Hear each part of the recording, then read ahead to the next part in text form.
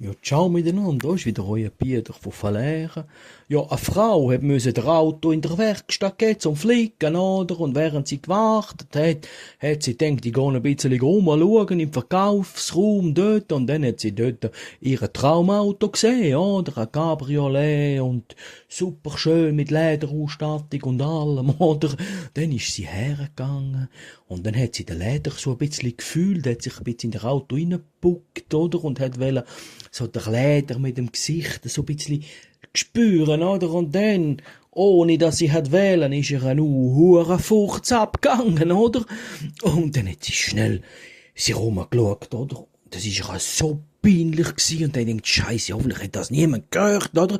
In dem Moment, wo sie sich rumdreht, oder? Steht genau, also nur Hand vor dem Gesicht, steht der Verkäufer vor ihr, oder? Und ist dumm gegangen, oder? Und beide da in ihrer Gestankswolke drinnen, oder? Und dann hat sie gedacht, jetzt muss ich die Situation retten, oder? Und dann sagt sie, ja, was kostet denn das Auto?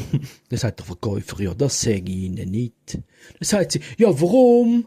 Ja, dann sagt der Verkäufer, ja, wenn Sie nur schon beim Anlangen vom Leder furzen tun, dann, wenn Sie den Preis hören, dann schießen Sie gerade in die Hose.